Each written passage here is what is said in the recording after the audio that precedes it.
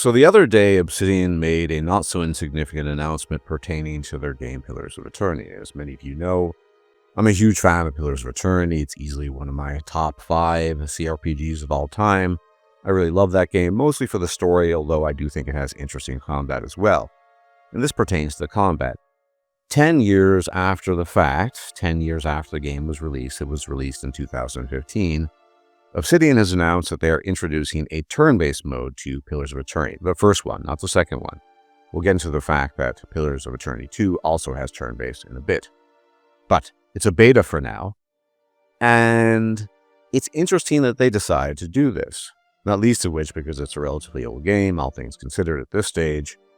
But I think it speaks to a greater interest and desire people have. Now, I made an entire video about the pros and cons of turn-based versus real-time with pause, as well as the reason as to why people ultimately seem to prefer and lean on the side of turn-based. But you have to understand, back in the day in the 90s when games like Baldur's Gate 1 and 2 were being made, the reason why they didn't do turn-based was not due to some limitation of technology, as many people might assume. It makes sense, but rather due to the fact that at the time of the making of these games, strategy games, specifically real-time strategy games, were very popular. And that in turn led to a certain type of interpretation of how the Infinity Engine game should be made, even though D&D itself is very much turn-based if you do tabletop, of course. So it almost certainly was not a limitation of technology, but rather a preference people had at the time. But as time has passed, it seems people have moved away from that preference, and dare I say, it might be at least partly due to a new population of people that are playing CRPGs that prefer turn-based. The reason why, say initially, Kingmaker, made by Owlcat, their first game, was real-time with pause, was because that was the thing you did. No one expected otherwise. You just make a CRPG in the spirit of Baldur's Gate or what have you, and it's going to be real-time with pause. Until somebody created a mod that allowed for turn-based, and more importantly, and more saliently, this mod allowed people to play simultaneously turn-based and real-time with pause at the flick of a switch. And that, of course, later inspired Owlcat in their second CRPG, Fantasy High Fantasy, Wrath of the Righteous, to implement this option. It was that popular. So in Wrath of the Righteous, if you're not aware, I'm sure many of you are, you can seamlessly switch from real-time with pause to turn-based, or only real-time with pause, or only turn-based. And both these options are in the game, and people really appreciate that. I think it's one of the highlights of the game. Because sometimes if you're facing large and weak trash mobs, you want to just sort of whittle through them, it's much better to play real-time with pause. And if you have, say, a very powerful boss like Baphomet or what have you, maybe it's better than to play with turn-based, depending on what your preference is, obviously.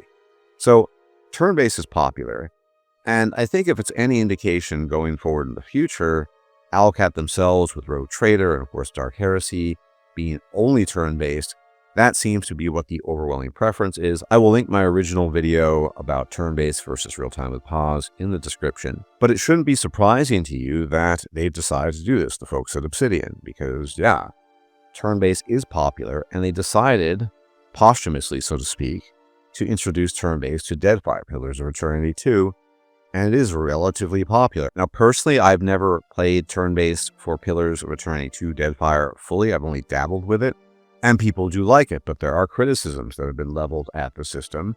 And in some sense, based on statements made by Josh Sawyer and things that have been posted online, this turn-based system implemented in Pillars of Eternity, the original, is meant to correct some of those errors or criticisms, so to speak.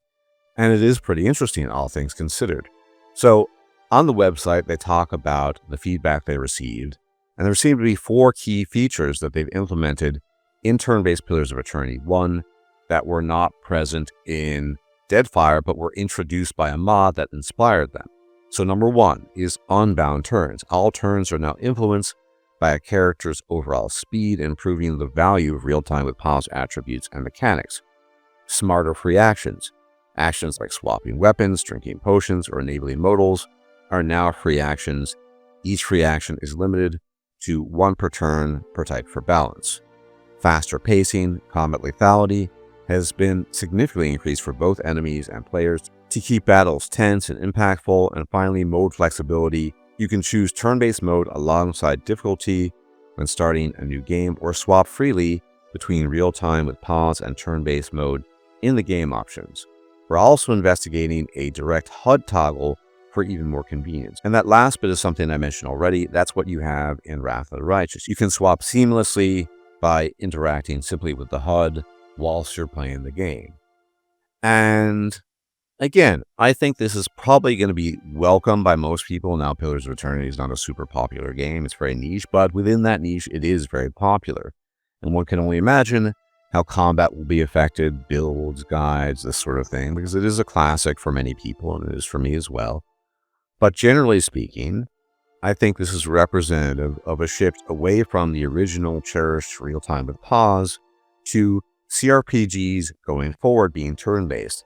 And I think, if anything, the wild popularity of Baldur's Gate 3 has been an indication of this. Yes, there have been people that are critical and say they didn't like it, or they would never play a turn-based game, and so they never bothered with it.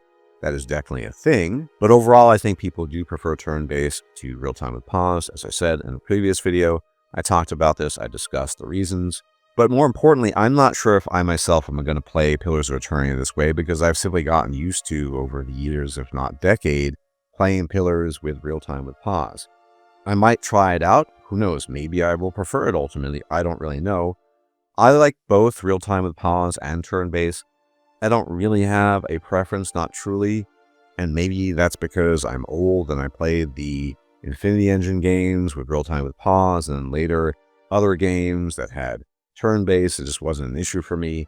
But ultimately, if it were up to me, I like the idea of being able to seamlessly swap between turn-based and real-time with pause within the context of the HUD, not having to go into the menus or what have you. So this is a welcome change. And I think if Obsidian were to ever make, going forward, of course, another isometric CRPG, which is highly, highly unlikely at this stage of the game, and it's also questionable as to what the quality of that game might be because, well, Outer Worlds 2 and yada, yada, yada, we don't need to go over that again. But if they were to do it, almost certainly the game would be just turn-based, or would have both options for real-time with pause and turn-based baked into the HUD itself.